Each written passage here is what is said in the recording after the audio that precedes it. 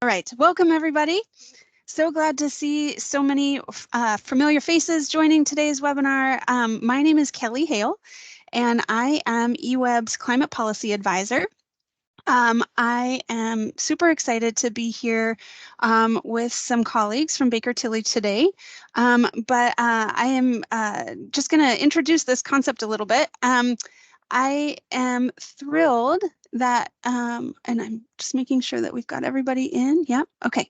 I am the Climate Policy Advisor here at EWEB. My work inherently touches on a number of issues of equity and environmental justice, and I am excited to have hosted, to bring this concept here today to talk about an emerging issue. We've got a once-in-a-lifetime opportunity that is happening where we have federal funding that is coming in unprecedented quantities. And we're excited to be able to figure out how to bring some of that federal money home. So I work for the Eugene Water and Electric Board. Many of you know who we are. We are Oregon's largest publicly owned utility. And we were founded over 100 years ago, way back in 1911. We provide water and electricity to approximately 200,000 people here in the Eugene-Springfield area. And we have a workforce of about 500 people. We are also a member of the or the Equity and Community Consortium, the ECC, and that's a information and resource sharing and coordination forum for 14 different public entities and jurisdictions that provide governmental and public services here in the Eugene-Springfield metro area. And I'm really excited to have sent this information and invitation out to so many folks. Some equity and community consortium members, some folks who work on grants, some folks who work on equity, some folks who work on sustainability, and anybody else that was invited. We're thrilled to be talking about this topic today. I'm here with two colleagues because EWEB has been lucky enough to have a contract with Baker Tilly. Baker Tilly is an accounting and consulting firm, and they have deep expertise on the consulting side of their shop in the energy industry, but also on grants. So providing funding advisory and grant writing services. And so I'm here joined with Brooke Opal and Jonathan McGee, who provide expertise to EWEB on grants. So I'm going to go ahead and introduce Brooke. She's a manager with Baker Tilly's Development and Community Advisory and Tribal Services practices. And she provides a variety of grant funding, advising, grant funding pursuit, and compliance support for a variety of public sector clients, including tribes, tribal organizations, municipalities, local governments, and utilities. And Jonathan McGee is here. He's a senior consultant with Baker Tilly's Development and Community Advisory team. And he advises clients on minority business development, workforce diversity, and equitable economic development. So thrilled to have them here. I'm going to go ahead and turn it over to them, but just one quick housekeeping note. Brooke and Jonathan are going to give us an overview of the topic today, which is about community benefit plans. And they're going to provide an analysis for our local community and then go into some details about how to help us bring home some of the federal dollars from policies like the Inflation Reduction Act and the Infrastructure and Investment on Jobs Act, among others. We will take time for question and answer at the end. So as we can go through the presentation, don't hesitate to write questions in the chat. We will also give people an opportunity at the end to unmute and ask their questions directly if you'd like to. We'd like to have a robust discussion here after they finish their presentation. We're here until 12:30 Pacific time today, and so feel free to ask questions along the way, and then we'll take Q&A over the last half an hour. Thanks so much. With that, Jonathan and Brooke, I'm turning it over to you. Thank you, Kelly. And thank you, EWEB, for hosting us today. We're really excited to be talking about this topic. I think Kelly did a great job introducing us. I think the couple things to point out are we do have contact information in the slides. If after this webinar you do have any questions, feel free to reach out to either Jonathan or I or both of us. Another detail that could be helpful is where we're located. So I am located out of Bloomington, Indiana, home of Indiana University, where I went to grad school. And Jonathan is working out of Chicago, Illinois, which is your hometown, correct, Jonathan? Yeah. All right, awesome. So a little bit about us. So Baker Tilly is the 9th largest accounting firm in the United States. But we don't just do accounting, as Kelly mentioned. We also have a really robust consulting side of the firm, which is where Jonathan and I work. So we work under development and community advisory, which is a very, very broad swath of the consulting area. But basically, our larger team deals with things from community and economic development, affordable housing, energy and infrastructure development, and my team in particular works with grants, building grant projects and receiving grant funds. I typically work with public sector clients, so local governments, municipalities, utilities, tribes, joint action agencies. However, our team, or a portion of our team, also works with corporations or with the private sector as well, getting a lot of similar funding. So kind of holistically, we also do have an accounting side of the firm that does single audit. That's kind of our big bread and butter. And we also work with a lot of utilities there. So we've got 85 plus years of utility experience. We could probably say 90 plus at this point, since the firm is about that old. We have over 600 energy and utility clients, over 1,300 government clients, local government, municipalities, and tribes. We have a really big tribal services department. And we work across the United States and internationally. So I think we have like 74 offices. They're probably increasing every week. I don't even know. Sometimes I don't even know that we have offices in part of the US. But Baker Tilly has a large presence and really, really handles a wide swath of advisory services. So today, Jonathan and I will be focusing on something that you may have heard about, you may know is a hot topic, but you might not know a lot more details about. Or you might have gone for a grant and received some feedback that there needed to be more community benefits development or work. And so we're going to try to demystify what community benefits are at large and what community benefits plans are specifically in the grant space. So on the agenda is number one, we're going to talk about the Eugene-Springfield Disadvantaged Community, or DAC, population. So there are several DACs in both cities, and we're going to analyze that and break it down for you. There are also going to be a lot of acronyms, a lot of definitions. And so just to give you all a heads up, at the end of these slides, which will be distributed, we do have kind of a glossary of terms. And as we go throughout this conversation, Jonathan and I will be introducing the terms and also introducing all of the acronyms as we stumble upon them. Actually, do you mind hopping back, Jonathan? Okay, and then so after we talk about DACs, we're going to talk about what community benefit plans are and what they are not. And then we're going to break down the 4 different areas of the community benefits plan. So in the order in which you typically have to write about them: engaging communities in labor, investing in America's workforce, advancing diversity, equity, inclusion, and accessibility, or DEIA, and then implementing Justice 40. Next slide. Okay.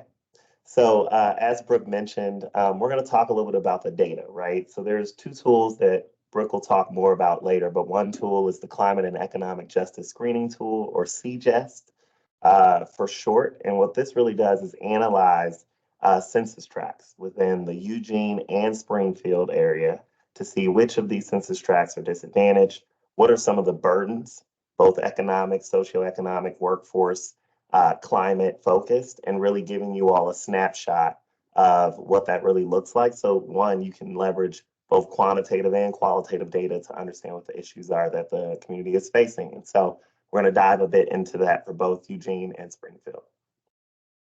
So when we look at Eugene, as you all can see, many of the census tracts struggle from low income, high asthma, a lack of a high school diploma. And when you look at, for example, projected flood risk, those are common things that we're seeing. But then even, beyond that, if you just go down to certain census tracts, you start to see Some other surprises, right? Some areas where we didn't think this may be an issue, but as we start to dig deeper into the data and what we're seeing, we start to see that it may be, right? And so similarly, when you look at Springfield, again, you're seeing low income, you're seeing asthma, and again, the high school education piece. But then you see, other issues, right? Like lack of green space or indoor plumbing. And so, once you kind of get a snapshot of this tool, and you really look at it in the aggregate, overall, we're seeing that, there's alignment in these kind of four categories. And so as we dig into, what's incorporated in a CBP, it's important to know, like, okay, these are some of the issues and that we have data on that we can tackle. And then again, surprising factors, lend to other areas where you can do more research and start to dig deeper into what may be causing some of these issues. And I'll turn it back over to Brooke. Sure, thanks, Jonathan. And just to explain a little bit further with the CGES tool, and I don't know if we're pronouncing it correct, but that's what we do over here. But essentially, when you type in the area, the disadvantaged communities will pop up gray. And then you can actually click on the individual disadvantaged communities, and it will provide you an explanation or a list, rather, of all of the different risk factors that could potentially be causing the disadvantaged status. And I think for each one, there's typically a percentile threshold. I think it's like 65 percentile for low income, and then everything else is like 90th percentile. So if you are at the 65th or above, the 90th or above, or below, I think if we're talking percentiles, this is really taking me back. It will be marked as a risk factor for that area and one that is qualifying that area as disadvantaged. For a couple of the different areas, like lack of high school education or diploma, that is an actual percentage rate of the population. But as you scroll through all of that data, any area where the disadvantaged community meets that threshold percentile, it will be lit up in dark blue to kind of make it a little bit easier to interpret. However, to get a lot of this data, you do have to scroll through each individual census tract. But we have summarized it here. They do align with census tract. So when you are discussing disadvantaged communities in a grant, you can actually refer to them as a tract number and provide the data that way. But not only is this data really helpful for legitimizing projects, right? So, and we're going to get to that a little bit later. But this data is also really helpful when trying to determine where to target your projects. So that's something to keep in mind, right? It's not only helpful for actually grant writing, but it's also a helpful tool to look at now when you're trying to determine some of your priority projects for the coming year. All right, we can advance in the next one. So, okay, so what is a community benefits plan, or a CBP, if you hear us talking about it? So if you have your video on, either raising your hand or raising your hand using the raise hand function at the top of your screen. So by a show of hands, who already knows what a community benefits plan is or familiar with the concept? All right, so we've got some hands raised. It seems like some people are familiar with what a community benefits plan is, but more might not have heard of it, or have heard of it and don't necessarily know what it means. And then by a show of hands, who has actually created a community benefits plan? We've got 2 people, if I'm counting correctly. So a couple people have actually written a community benefits plan. So the reason we're really targeting this is because with all of our clients, I would say that this is the newest requirement of a grant, the most unfamiliar. There's always kind of the technical portion of a grant where you're actually proposing the project, and that would align more with, I think, the project team's area of expertise. But a community benefits plan is doing something different, is doing something above and beyond. And I think it's relatively unfamiliar until some of the most recent legislation. So next slide. All right. So what is a community benefits plan? It's an important tool for organizations to build trust, increase local workforce and economic impact, drive equity, and ultimately save time and cost. So really the way that we want to position a community benefits plan is that it is just not a grant requirement. Yes, a lot of grants are requiring community benefits plans, but community benefits plans are supposed to be doing something above and beyond just winning you money. Community benefits plans are ensuring that these projects are actually feeding into the community in some way, either direct impact of project with creating jobs, with hiring contractors, things of that nature. So we're trying to kind of dispense the idea that this is just a thing that we need to check off when doing an application. It is a living, breathing document that is going to be written during the application phase, but it is going to give you guidelines for things to complete post-award. So community benefits plans are intended to reduce the barriers for underserved and disadvantaged communities, and those barriers that they often face when trying to access economic and workforce programs. So certain areas of the community might find it harder to bid out for some of the jobs that you are issuing. They might have harder times accessing some of the jobs and really kind of at a systemic level. And so these community benefits plans are meant to look at those systems in place and see how these projects can actually start to begin changing the environment of the community and of the workforce.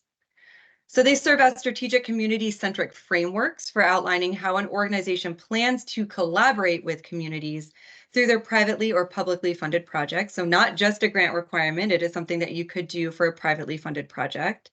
They're blueprints for how the project will benefit residents, businesses, and organizations with the host community, right? So they really are plans. They're meant to have goals, they're meant to have different action items that you can take in order to ensure that these benefits become something in reality, right? And not just something on a piece of paper. Community benefits plans are based on a set of 4 core policy priorities. These are the 4 priorities that we will discuss after this section. So engaging communities and labor. 2, investing in America's workers through quality jobs. 3, advancing diversity, equity, inclusion, or accessibility. You'll hear us say DEIA, through recruitment and training. And then 4, implementing Justice 40. Community benefits plans needs to include goals and action items. They're intended to be transformational, changing the ways organizations connect with and engage their communities. And we'll discuss this a little bit more later. Community benefits are recognized by the Biden-Harris administration as a proven method for ensuring funding is made accessible to minority and hard-to-reach communities. Next slide. So what they're not, right? I think it's really helpful to kind of get a better understanding of what community benefits plans are by analyzing the things that they aren't. So number 1, they are not an overview of what an organization already does. I think what an organization already does is important to touch upon in a community benefits plan. And usually community benefits plans will provide a space for summarizing what an organization already does. But what community benefits plans are intended to do, they are intended to build out and go above and beyond what an organization is already doing.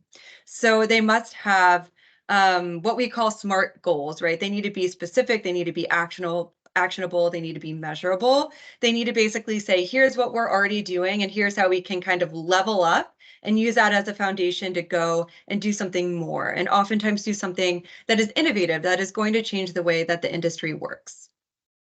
They're also not community benefits agreements or CBAs. So a CBA is one potential outcome of a community engagement that might occur as an action item within a CPB or CBP. CBAs are contracts signed by community groups and organizations that require participants to provide specific amenities and or engage with the community in a certain way, right? So again, CBPs are community benefit plans. They are larger. They're going to hit all of the areas that we're going to outline for you today.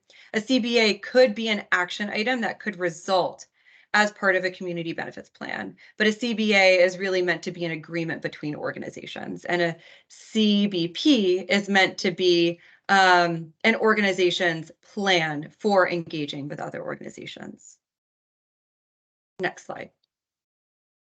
All right, so you might be asking, why are CBPs such a hot topic? And we've kind of alluded to this, but I'll break it down a little bit more. So CBPs are required application components of grants that are funded through two of the historic bills, bipartisan bills that are currently infusing programs with funding and capital. So the Infrastructure Investment and Jobs Act, or IIJA. This is also called the Bipartisan Infrastructure Law, or BIL.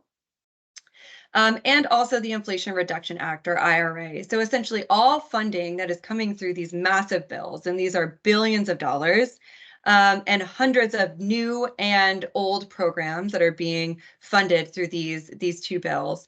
So basically every application for a loan, for a grant, I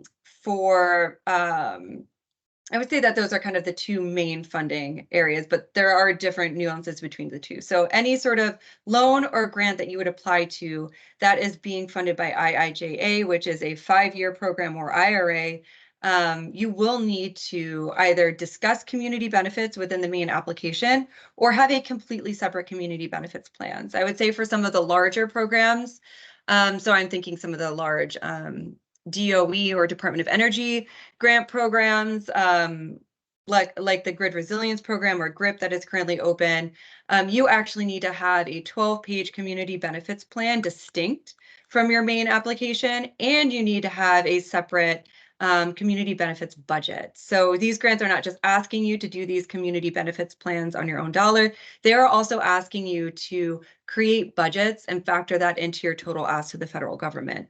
And that's how high of a priority they are. So CBPs are intended to weave equity into the U.S. workforce and standard business procedures by creating jobs and ensuring that 40% of the overall benefits of certain federal investments flow to disadvantaged communities. I don't know how well you keep in touch with the news, but I've been seeing a lot of articles coming out saying, like, jobs are booming, jobs are being created across the U.S., right? There's more engagement with a lot of community based organizations, with a lot of organizations and universities that primarily serve underserved or minority populations. And I would wager that a reason for seeing that boom right now is that a lot of this funding is kind of coming out and coming to fruition, and these organizations that are receiving this funding are implementing these community benefits plans. And this is going to continue for about 5 years. Community benefit plans are often, a big deciding factor in receiving the funding. So two proposals might be technically innovative and compelling, but the application with a stronger community benefits plan will get the funding. And this is something that we've seen time and time again with some of the applications we're going for. And then when an applicant is selected, their community benefits plan will be part of the contractual obligation of the funding. So if and when a grant is awarded, you will be legally obligated to complete the action items that you've outlined in your community benefits plan. So it's really part of your project planning as a whole. All right, next slide. So what are some common components of a community benefits plan? This looks different for essentially any agency. I think one of the agencies that gives us the best information is DOE. DOE actually provides a community benefits plan template. So you could go to their website, or you could look up DOE and community benefits plan, and you can take a look at what they're asking for. So typically they want to see locations, demographics, and communities affected. They want to see what community and labor stakeholders were engaged in anticipation of the application. So they're not only looking to see that you're going to engage the community if you get the grant, they want to actually see that you've engaged with the community to determine the scope of your project. So that means kind of acting now to get some of these things in place. They want to see plans to engage community and labor stakeholders. Post-award, of course, commitments to negotiating workforce and community agreements, explanation of union support, explanation of jobs supported or created, and the quality of those jobs. So things like benefits and wages. A plan to incorporate DEIA objectives, an overview of disadvantaged communities that will be included in the project, an explanation of Justice 40 benefits and SMART goals, a commitment to business and supplier diversity in disadvantaged communities, and then supporting community partner documentation such as signed letters and community benefits plan budgets. Thank you. And what makes a successful community benefits plan? So like I said already, engaging the community first and not last. So making sure that you, if you have a project in mind, you reach out to the community before actually going for the funding to get feedback. And then you need to show that you've incorporated that feedback into your project planning in some capacity. They're successful when you apply an equity lens. What is an equity lens? So it's engaging internal and external stakeholders for feedback that results in a list of questions that enable an organization to be deliberately inclusive as it makes decisions. So kind of these guiding questions you can ask whenever making a decision to ensure equity and inclusivity.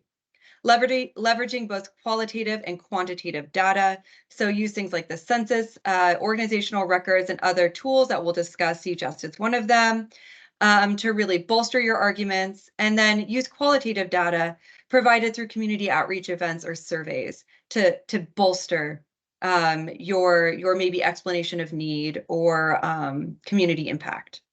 And then finally, leveraging an ecosystem approach or a hub and spoke model. Essentially, a hub and spoke model brings together community organizations across the city-state region. Spokes offer grassroots engagement to assist unserved populations and small businesses with access to funding, planning, outreach, education, and good jobs. So really thinking of this as a means of connection and networking. Next slide.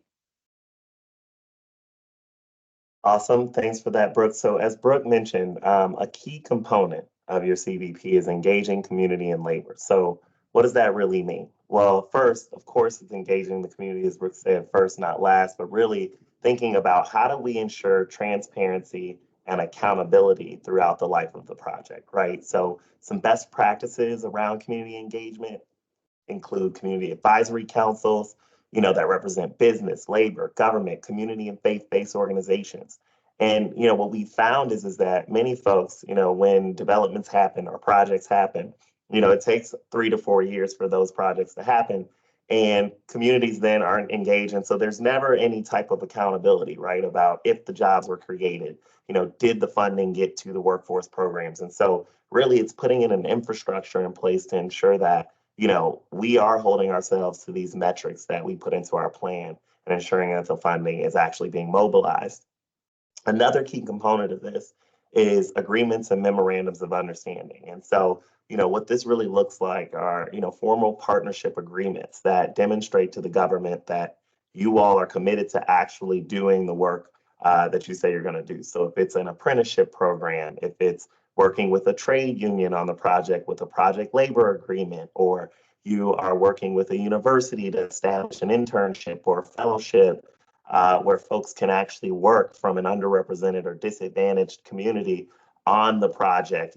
These are kind of agreements that go a bit further than a letter of support. Really, letters of support are great, but there's no teeth to it, right? And so how do we really ensure that we're incorporating, these agreements, these memorandums of understanding that really solidify your commitment, right, to driving community benefits with the project. And then thinking about philanthropic and volunteer commitments, right? What can you do around education and awareness? What can you do around working with local nonprofits and organizations that may support childcare, for example, or support different social service needs that are in the community that really kind of speak to some of the socioeconomic issues that we both see in CJS data, EJ40 data, qualitative data, in addition to what, you just experienced yourself. And then, again, this kind of speaks to Brooke's point about the hub and spoke model and the community navigator model. We have to meet people where they are. Frankly, there's a lack of trust with government. There's a lack of trust from the community, especially underserved communities. So how do we really build those relationships and partnerships with both the community and labor to ensure that we have the right level of public support? And so this is the fun part, right? Everyone's talking about workforce development. Everyone's talking about workforce attraction and retention. And so a strong community benefits plan has a really robust approach to workforce development, attraction, and retention, especially when you think about disadvantaged communities and folks that really are dealing with systemic issues like transportation and affordable housing and a lack of education access. Part of these programs have to be, exposing folks through K through 12, right? How do we do STEM days? How do we do STEM challenges? How do we ensure that, if we want to create a diverse workforce, we build in funding to support, public schools and providing opportunities for young people to get engaged in the workforce earlier. One example is, cooperative education. If folks are able to get certain credits for school for doing work with the utilities or on the projects as a lineman, for example, how do we ensure that those programs are part of our plan? And then, of course, again, pre-apprenticeship programs, which allow for you to get college credit, fellowship and internship programs, which are a commitment to building this diverse pipeline. And really, I think, mapping out, who are the partners that we should work with that, are in these communities in which we want to source our diverse talent. And then you got to have metrics of success. You have to have KPIs, right? You've got to think about, what are my commitments? If you're starting a new program, do you want to hire 6 apprentices, over the life of the project? Really being specific and then budgeting for that, as well as, thinking about this ecosystem approach. So diverse suppliers come from a diverse workforce, right?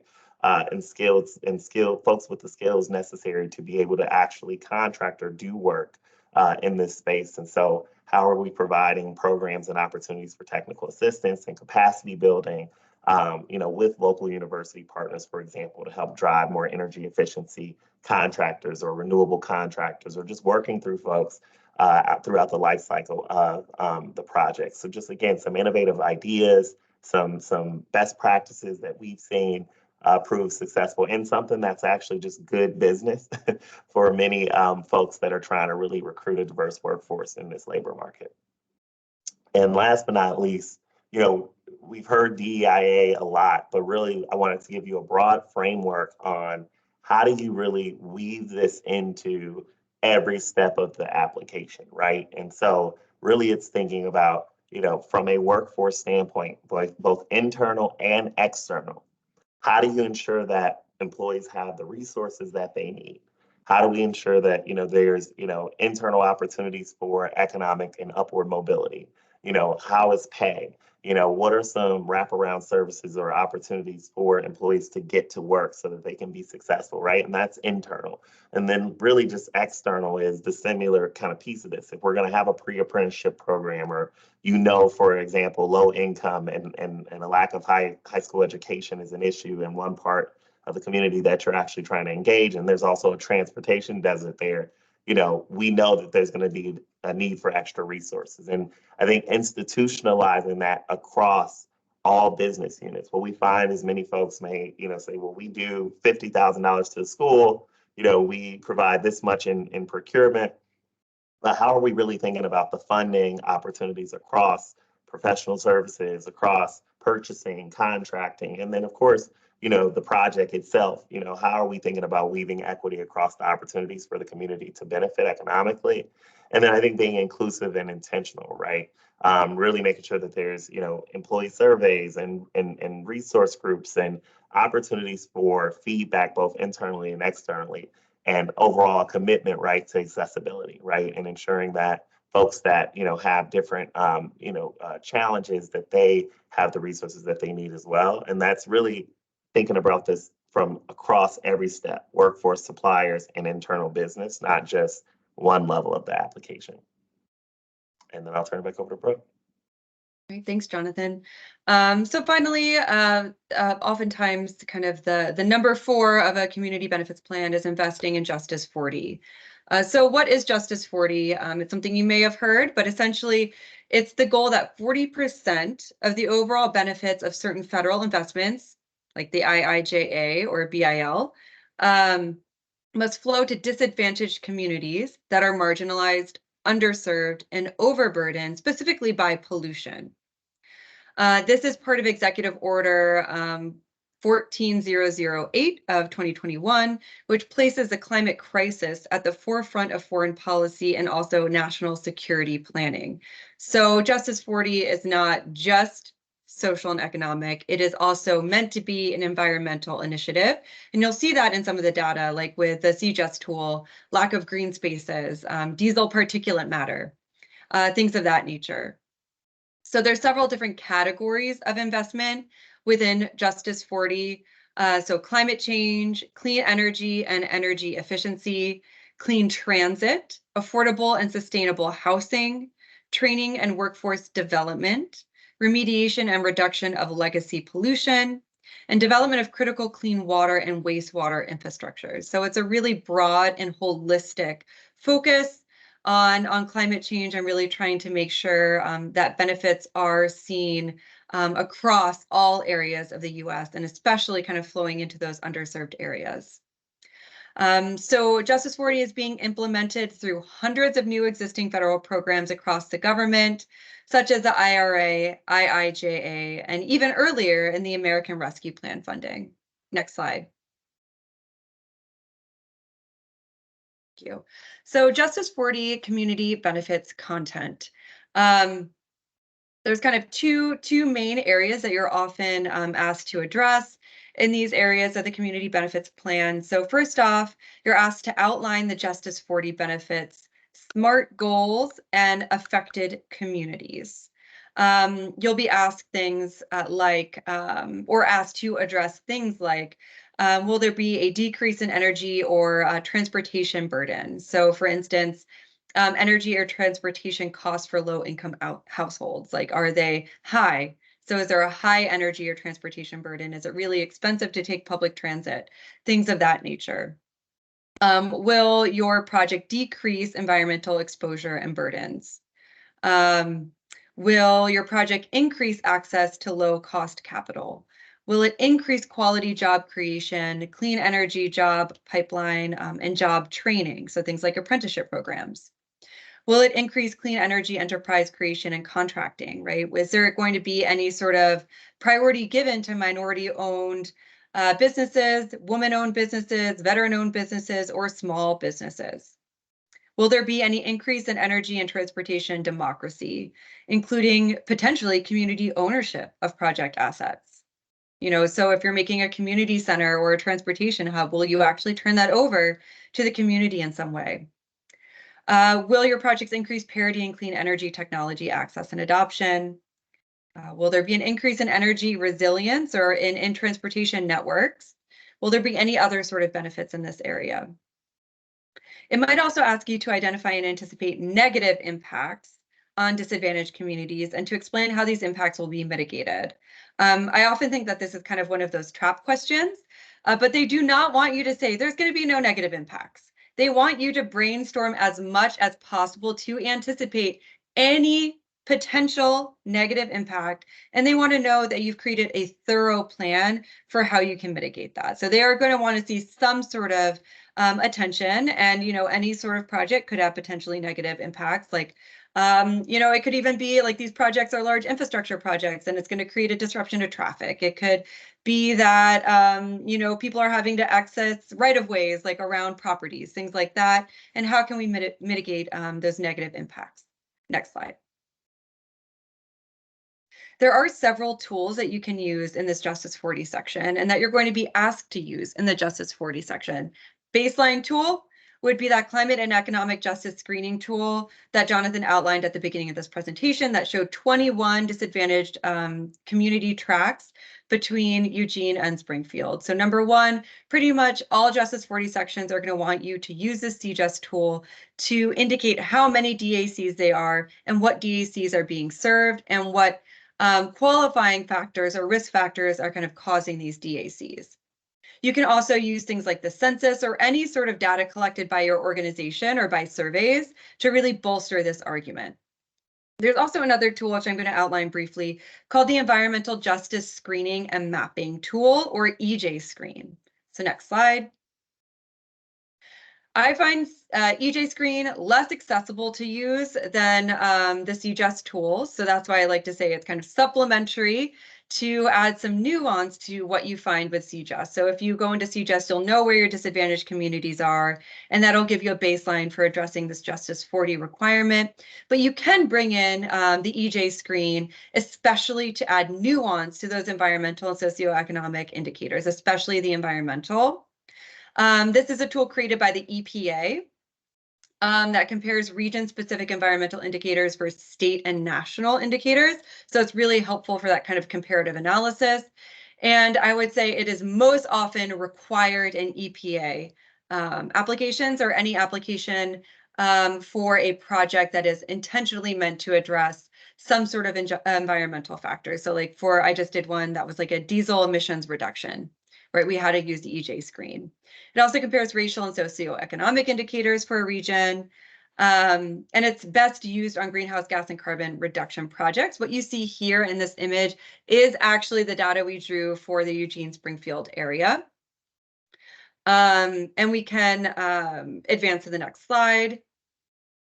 So on that first page was more environmental factors. This slide is more socioeconomic indicators. But what you'll notice that's pretty interesting is that particulate matter and air toxins are high for these areas, which seem to go hand in hand with what we're learning in the CJEST tool, which is that there's high instances of asthma. So if you kind of use these tools comparatively, you can say, all right, so we have high instances of asthma. It also looks like we have high particulate matter, high air toxins from the CJEST tool. We also know that it's high in diesel particulate matter for a lot of these areas. So you can say projects that target to reduce this particulate matter or diesel emissions, or some of these other air toxins that you're seeing in the EJ screen could potentially positively impact these areas by reducing instances or severity of asthma, right? So that's one way that you could kind of use these two tools in conversation with one another.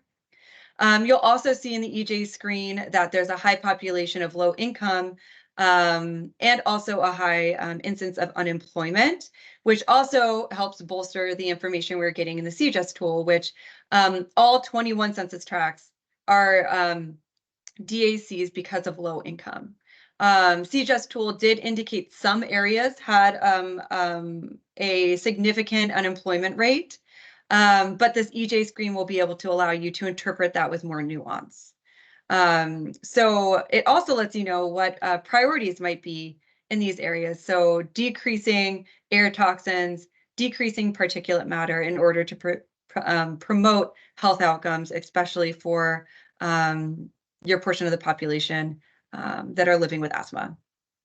So again, these are tools that you will use to legitimize a project and show how you're meeting Justice 40 in an application. But these are also tools that you could use preemptively to help determine what sort of projects are really important for your area.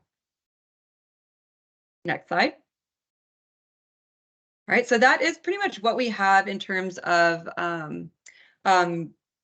presentable material or kind of what we're going to be talking about. And we really want to open for questions. So you can either jump on and ask your questions if you want to, or you could also drop them in the chat. And we would also love to kind of foster a communication or a conversation here. And it can even be particular about the CJEST tools. We're happy to kind of go back and take a look at them further.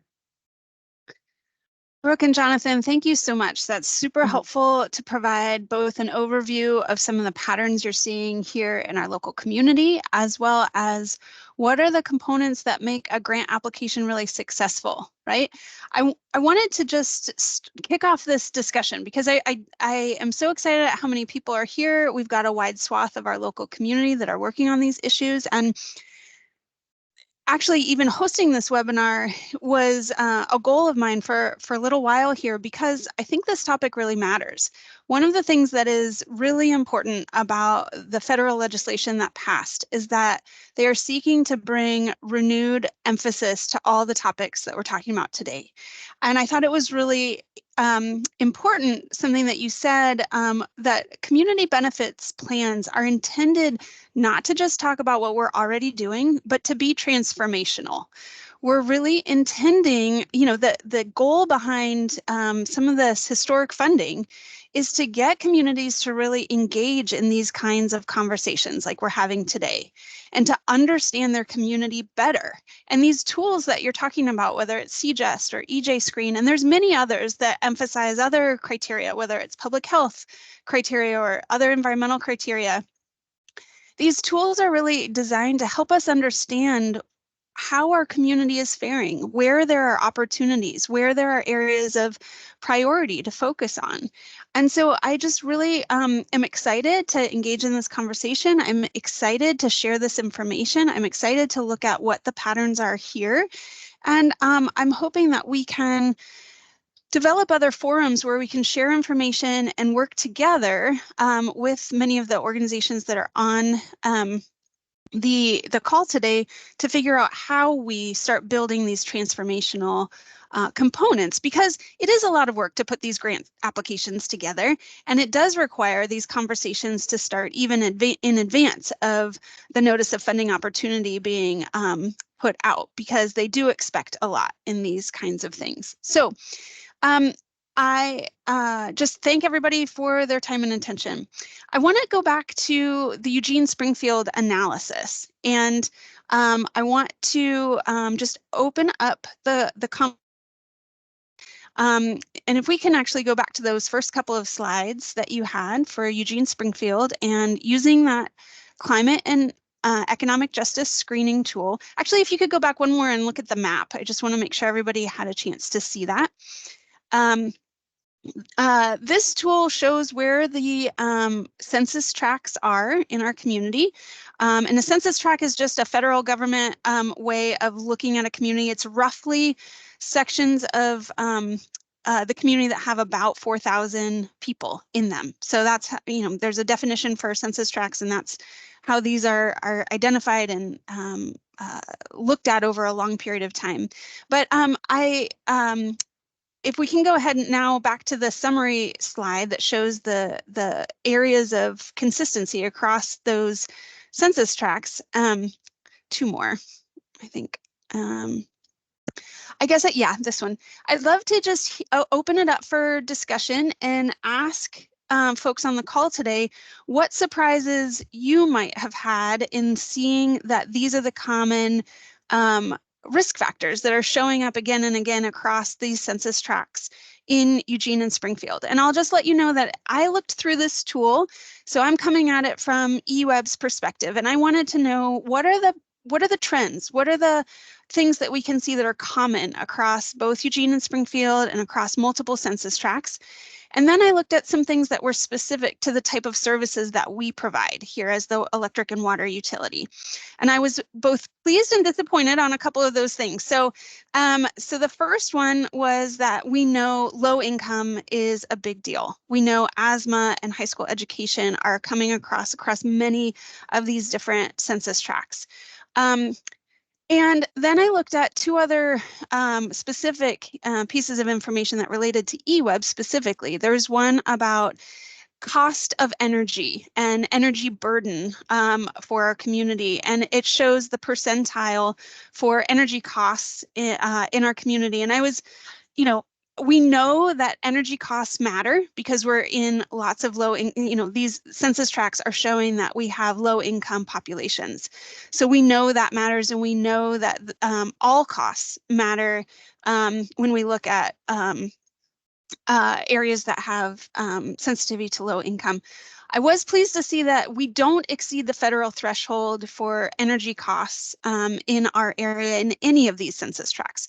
So that was a little bit of good news. When I looked at the one related to lack of indoor plumbing, however, that was a surprising one for me. And there are, in the Eugene area, there are several different census tracts, not widespread across the entire area, but a couple where there are significant percentiles, 97th and 98th percentile across the US, that are showing lack of indoor plumbing. And so that one was one that surprised me. So I throw this out to the group to say, What surprises you about these results, or what questions do you have about the specific analysis for the Eugene-Springfield region? I see that there was a question in the comments about particulate matter. And I think that kind of goes across this tool and EJ screen. So for the CGES tool, I know that the particulate matter, which is not intended, is diesel particulate matter. For the EPA's tool, I believe the particulate matter that they are addressing is a production of human emissions, right? I don't think it has to do with grass pollen or any sort of natural pollen count, is my understanding. I think it has to be, I think they're specifically referencing particulate matter through emissions of some kind. All right, we have another comment related to that. Janine says that pollen is much larger than PM10, particulate matter 10, which is a size that 10 indicates size of particulate as compared to another type of particulate matter, which is often referred to as PM 2.5, which is much smaller and can penetrate deeper parts of the lungs. And so pollen is much larger than PM10 and is not included typically in air quality monitoring. Yeah. Thanks, Janine and Steve, for those questions. Any other surprises or information that you would like to know more? Please add that in the chat, or feel free to use the raise your hand feature. Jonathan and Brooke, related to that though, how do you see other communities taking results like this, and what kind of forums do you see communities looking at in terms of how to analyze their communities, and then what is the next step as they think about applying for these grants? And then I see your hand up, Janine. We'll come to you next. I'll just jump in and give a couple examples of just general projects that I've worked on that, have been, I think, very practical in how they built their community benefits plan based on community engagement. So there was a community, for example, that had issues with wastewater, and they struggled with wastewater. Local businesses weren't getting the right water pressure. And even though, they also had issues such as low income and high school education and some of the ones that we see across many communities, that was the biggest issue for them after they surveyed the community. They did a town hall. The city administrator had put out a whole infrastructure plan. And so they had allocated a large amount of money to the wastewater infrastructure project. And then in addition to that, created some apprenticeship opportunities and workforce opportunities that was tied to that project. And also thought about how do we leverage, diverse contractors to support that project. So, as you think about the data you're seeing, if you look at low income and high school education, I'm sure there's tons of apprenticeship programs. How are those being, communicated to the community? How can they access those? Is it a food desert or a transportation desert or an affordable housing burden community? And maybe you right size for that, by thinking about, okay, maybe that's some of the benefits we provide. But many times there's a missing link. It's like it used to be, if we build, people will come, or if we just create the jobs, then folks will actually apply for them. And in many cases, we have to think about the systemic barriers. And so when you look at some of these, these are systemic issues. And so addressing those many times start to see those other results. And so in terms of a workforce program, working with the community college, to create some level of earn and learn apprenticeship program where folks can make money, get a certification, get community college credit, and really start to be able to create wealth for themselves. Those have been very, very successful. And partnering with minority institutions, right? Those are all kind of best practices that a lot of folks are doing, and it's working. Thank you so much, Jonathan. Yeah, go ahead, Janine. You can unmute and ask your question. Kelly, this may be a little far afield. That's okay. So, redirect if you want. But one thing that I've noticed with the community justice tool as a person who's looking at wildfire mitigation work is that our upriver community is not identified as an underserved community or particularly vulnerable by this tool. And my understanding of that is very, very large census tract because it's very rural and underpopulated. And I just don't think that, I don't know if it's a data issue, a data quality issue, or a population issue, or if it's the fact that it truly is such a mixed population of what I would call, larger residential properties that are second home, vacation homes mixed in with very underserved populations that are in mobile home parks. And I'm curious from our consultants if you've experienced this in other states with rural communities and if there are some workarounds, because we really would like to target funding to some of these communities, but the census tract data is just, it's a poor measurement of what's really happening in these rural communities who've been devastated by wildfire and are very challenged to rebuild. Yeah, that's actually something we find particularly common with rural communities. I have a few thoughts. So first off, right, these tools are tools that the federal government are using. However, if you can show how there's kind of more nuance within the census tract, using your own data or using the census data or something else to really explain, okay, the whole area isn't considered disadvantaged because maybe this one community is bringing in the wealth and skewing the statistics. But if you take that one community out where there might be lots of vacation homes that we're imagining the owners, have enough capital to afford that, right? And we look at what's left, we're looking at a population that would be considered a disadvantaged community given these different metrics, right? And I think that you can make that argument in a grant application and show how your grant application is addressing those disadvantaged communities, even if, because of the way the census tracts are cut, these tools aren't necessarily flagging them as disadvantaged. Another way to think about it could be, could you have like a rural and urban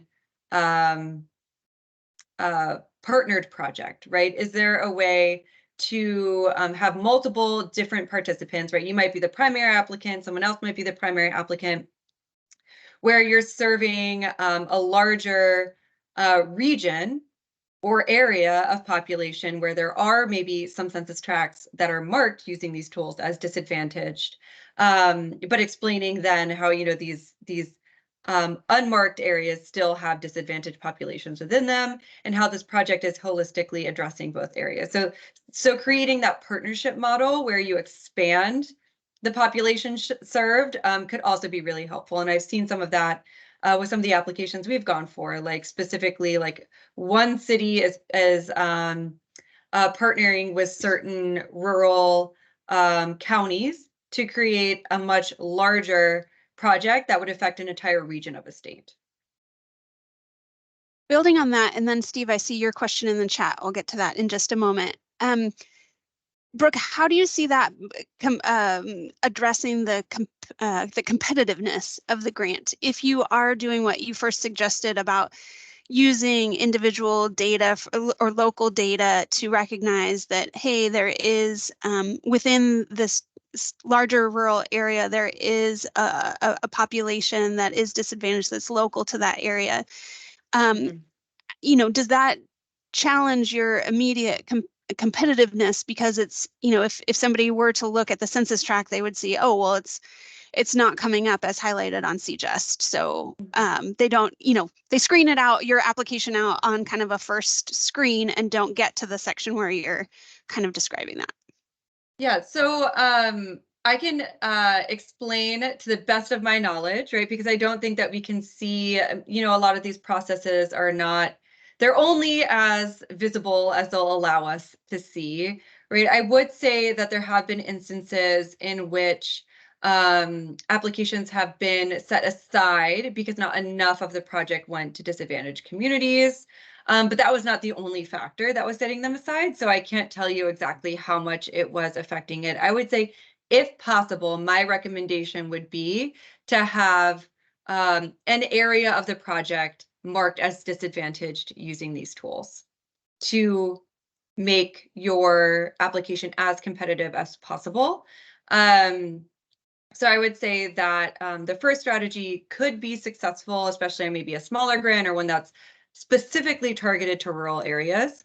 But there is the risk that they could say, hey, we're actually going to go with these ones that are more clearly connected to disadvantaged communities. So I would say looking at the partnership model there, or combining your project even with other rural communities, because that not only will help you address this rating factor, but a lot of these applications are actually prioritizing projects where there is partnership.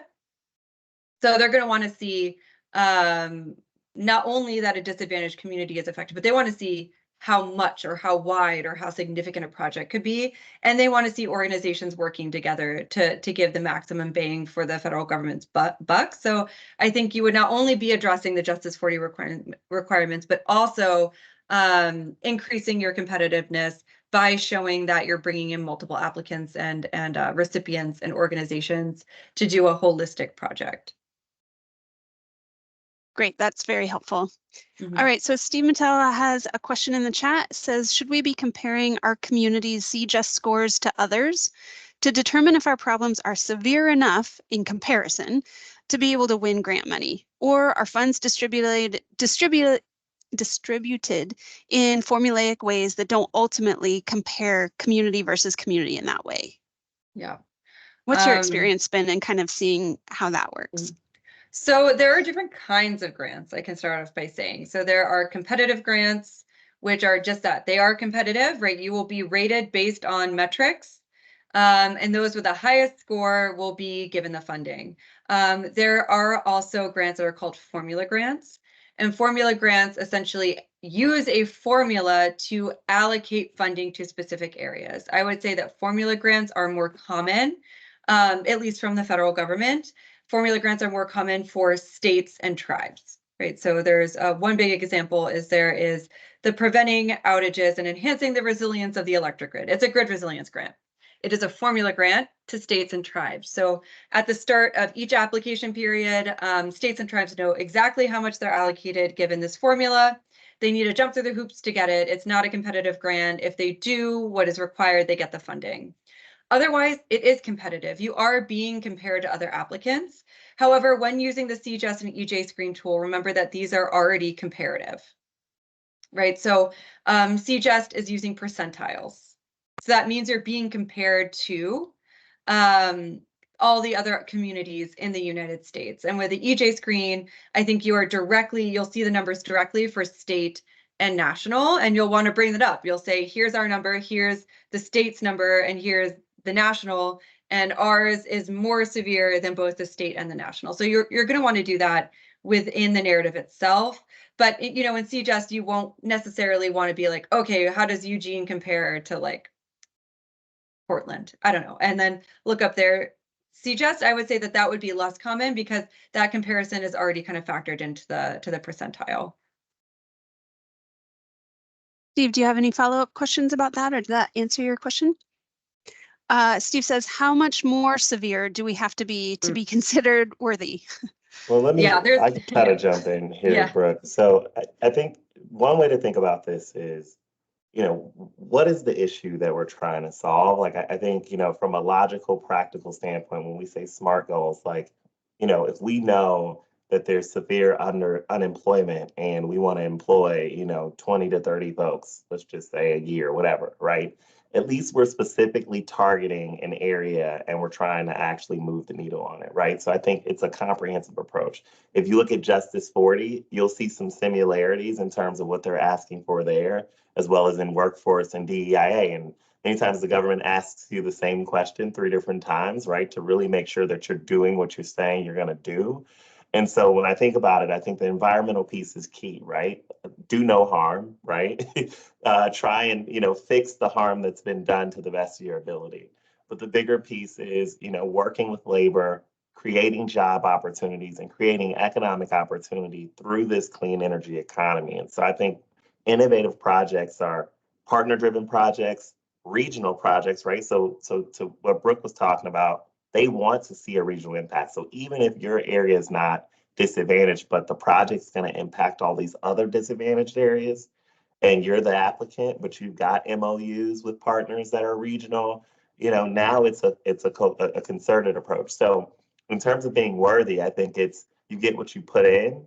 It's thinking about how do we start to do the legwork, early enough to really specifically know from a qualitative and quantitative point what issue we're trying to solve, and then putting the dollars behind it. So I think as we see more winners, we'll have more like data, right, to know kind of the types of projects. But many times, just from my experience working at a state government, it was like, did you answer the question, but did you go above and beyond? And are you trying to make sure that if there's no child care in this community, what makes you think they're going to like come work for you, right? Like, so it's like this is like where we've got to because that's what the reviewers are looking at. Or like if it's a transportation desert and folks don't have, money or cars, like they just can't make it to work on time. And so that's some of that just basic kind of, thinking and kind of bright lines you have to draw as you're navigating this funding opportunity before you really get started. Yeah, and to kind of piggyback off of that, I think it's less like how much more severe is the disadvantaged status and more like what things are you doing to address what disadvantage there is, right? So of course, there's an argument for need in any sort of grant, but I think what's more important with a community benefits plan is, okay, saying like, hey, here's the need. And what they're going to want to see more is what you're committing to doing to address that need. Are you doing it in an innovative way that changes the way that kind of similar organizations are engaging with the community and addressing these needs? That's going to be what gets you the grant. That's super helpful. Yeah, I really appreciate that. Yeah, Ben, go ahead. Hey, thanks for the presentation today. Can you hear me? Yes. Okay, great. I guess I'm kind of curious when you talk about community funding plans or community benefits plans, how common is it for communities like Eugene-Springfield area, for example, to have multiple institutions working together to kind of develop a singular benefit plan? Like, can you just describe, what's the norm here? Like, we've got a metro area of 380,000 people here. What institutions need to get together and be on the same page, and who can go it alone? Like, can EWEB just unilaterally say, here's our community benefits plan, we're just going to do our grants? But yeah, can you just describe how institutions engage in this either together or separately? Mm-hmm. Yeah, so it's going to be, at least from the grant perspective, I think that doing a community benefits plan as like a city or a region would be a great practice in and of itself. But when we're speaking specifically in a grant context, it is the requirement of the primary applicant to generate the community benefits plan, right? And the community benefits plan will be project specific. So there will need to be some nuance or difference between the community benefits plan of this grant application and that grant application, because essentially what you're saying is we're going to do these things and we need this funding for it. And if you do the same things across 5 different grants and get money for it, right, that's a problem with grant compliance. So you need to do something different in each one. But I will say that a community benefits plan needs buy-in from other community stakeholders. So EWEB could not just do a community benefits plan and be the only one doing anything in the community benefits plan implementation. EWEB would need to reach out to community stakeholders, reach out to community-based organizations, reach out, it could be to the labor force, to unions, and would want to establish, at the very least, commitment letters saying, and these are not letters of support, but it's saying this community-based organization commits itself to doing task A and B in the community benefits plan, which would help EWEB connect workers with childcare, right? To kind of continue Jonathan's example, right? This is what our organization commits to do. But I would say that grant programs, especially for these like multi-million-dollar ones, they're wanting to see even more than just letters. They want to see also MOUs or memorandums of understanding. So kind of a more, and you might not be able to submit that whole thing, the whole MOU as part of an application. You might have to reference it in a commitment letter, but they're wanting to see established connections between organizations. And so that's something you could do now in preparation, right? Get MOUs in place to start creating this network or ecosystem or hub of organizations that can be mobilized when community benefits plans are being created and implemented. Brooke, I think that's so important, and I really appreciate Ben's question. I think one of the things that, even Steve's comment in the chat, let's work on this, let's work on these things together. I think this is where it's really important to know what partnerships already exist in the community, to build on those things, to share information about what who's already working on some of these topics, and then make sure that we're building those partnerships even in advance of the notice of funding opportunity. We know the topics that are included in these federal programs broadly. We know they're related to climate. We know there's relations to equity. We know there's relations to job creation. How can we, and then if we can know our community really well by doing this analysis and understanding where we have impacts, then we can be much more prepared. So I'd love to just share a couple of regional collaboratives that have been put together or have been activated both recently and have been longstanding. And I just really want to thank Lane County. I believe there's several folks from Lane County on the call today, but in the last year or so, Lane County has really taken an important role as facilitator of some of these regional groups. But there is a group called the Lane Regional Resiliency Collaborative that many of our organizations are part of that are working on resiliency, climate adaptation, and other issues, emergency preparedness. The Lane Regional Climate Collaborative is another group that has come out of working on climate mitigation and figuring out how we can go after some of this grant funding. Many of our organizations are part of that. The one I mentioned at the beginning of today's call is the Equity and Community Consortium. 14 different public agencies are working together and have taken the hard step of signing an MOU, right? We have an existing memorandum of understanding that says we've agreed to certain terms. We are all agreeing to work on equity and important issues in our community. These are tools and resources that we can build on already as we think about going after grant funding. And we also know that there's folks working on housing, and Lane County has recently put together a group to bring what they call CBOs, or community benefits organizations, which are known as, basically nonprofits in the community, to work with local government and share resources and figure out how we can work together on a number of these issues that we know are plaguing our community. So I really appreciate the question, Ben. I really appreciate the work. I just want to thank the county for some of their spearheading work on convening some of those groups. I'm sure there's more. So what other groups do you know, anybody on the call that you want to bring up that are related to some of these topics, or, any other questions related to that? Or Jonathan or Brooke, do you have any other examples of how communities have worked to partner together on some of those things in advance of grants coming out so that they were prepared? Well, I can jump in, and I think, Ben, what I also heard was we've got a really big community. There's a lot of players, and sometimes it's hard to get all the players on the same page. Being in Chicago, it's 77 community areas and everyone's territorial, right? So I want to also talk to the reality and pragmatism of sometimes there's existing relationships and ecosystems in place. There's different kind of, territorial things. And so part of this is I think, one, to Kelly's point, how do you create more forums to figure out what everybody's doing, right?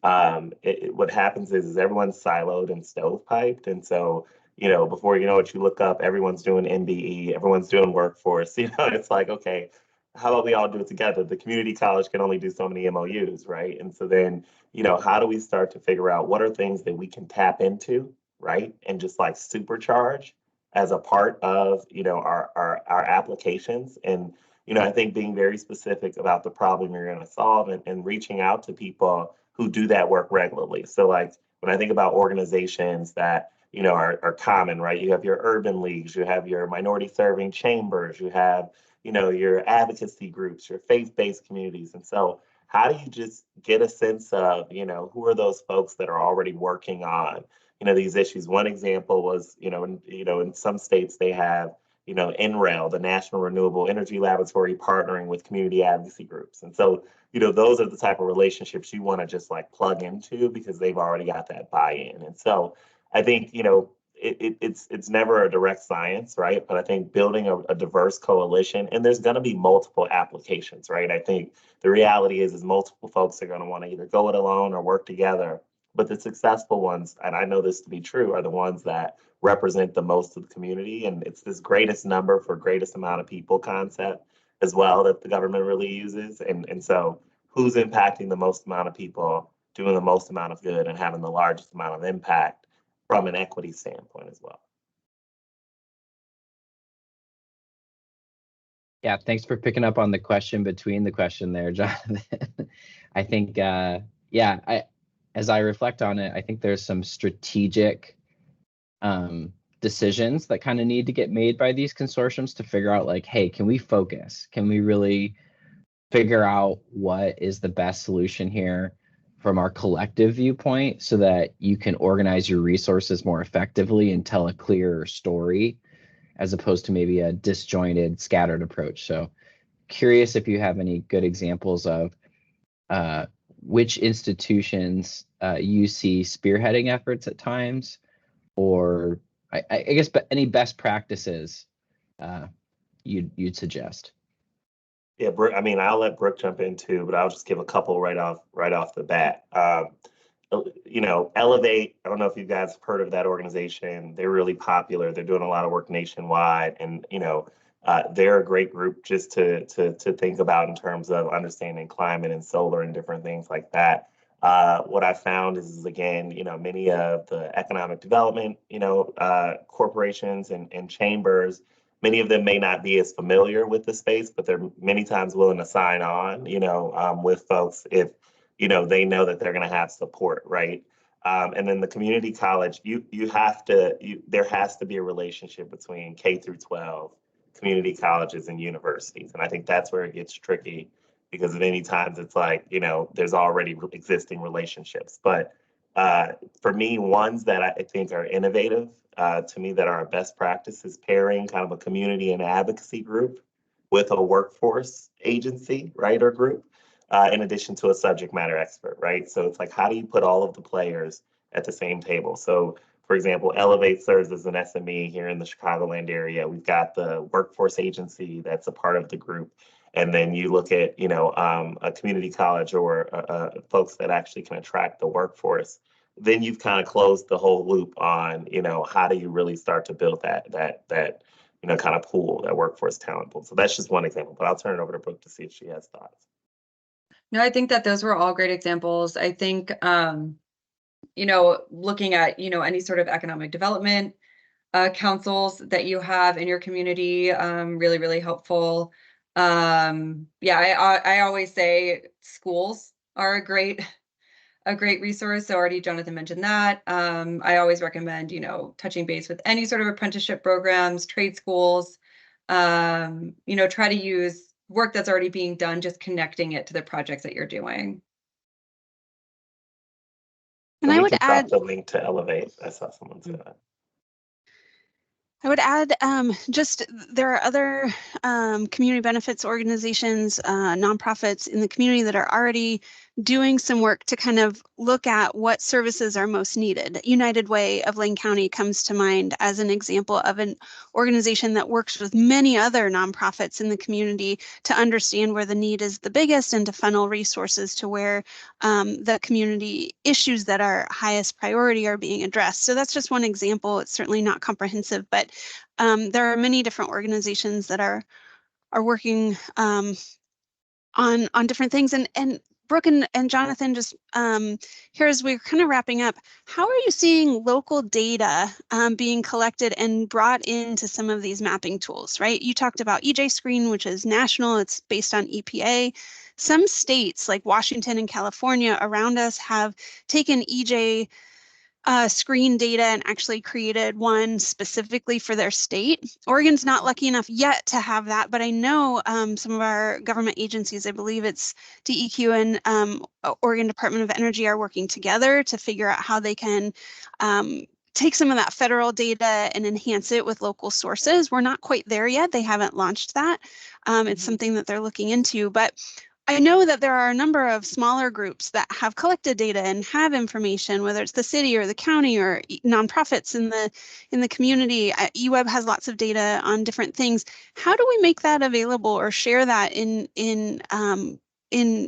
easy to access ways so that we can show what the patterns are in our community, or how it either validates some of these tools that are out there, whether it's CGEST or EJ Screen, and enhances it? How do we work together to bring that data together? Like, my initial thought is, I mean, I think that could be an action item within a community benefits plan, right? Is figuring out ways to work together to share knowledge to get a better picture of the community in and of itself.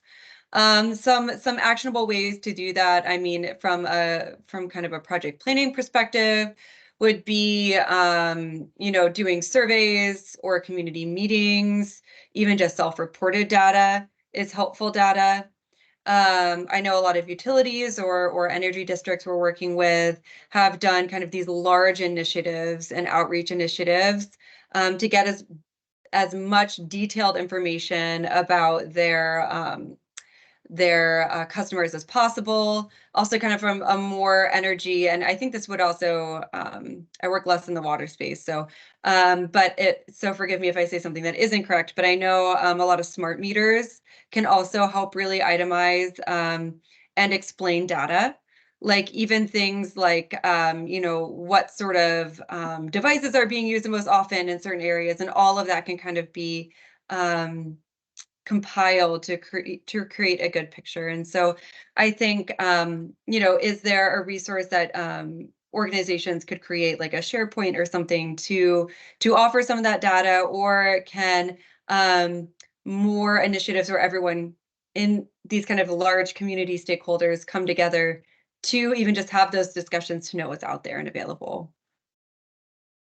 Great. So Ben put in a really good ending comment. He says, it sounds like the recipe is about showing a community-based approach to infrastructure spending, or to whatever the grant project is.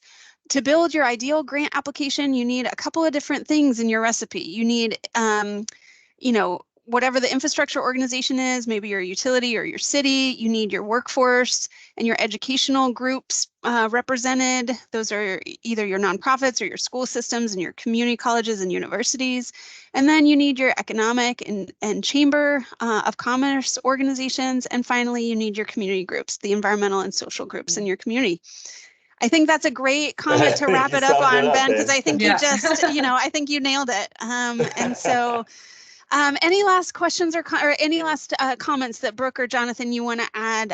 We really appreciate your time today. I think this is really helpful. For me, it was really impactful to know that of this broad group of folks that are on the call today, only one has actual experience in putting together a community benefits plan. So we do want to figure out how we bring federal dollars home. We want to work together within our community to apply for these grants and be successful. And so it starts with calls like this, where we get to know our community, we share information and resources, and we figure out how we can work together. So thank you again so much for joining. Any last comments? Yeah, I think my comment is one to thank you for hosting us today and giving us this opportunity to talk. I really do hope that these slides can be used as a resource. That was the intention. So again, there's that list of terms in the back, kind of summarizing some of these ideas and concepts. There's also links to the resources we discussed embedded within the slides. And if you do have any questions, follow-up questions, both Jonathan and my contact information are next to our pictures at the beginning of the presentation. So feel free to reach out. Great. Well, thanks everybody for your time. Hopefully you have 5 minutes to run and do whatever you need to do between now and your next meeting. And be well, take care, and please reach out on the projects you want to apply for grants on so that we can all work together and bring home those federal dollars back to the Eugene-Springfield community. Thanks so much. Have a great afternoon. Thanks, Thank you. Bye-bye.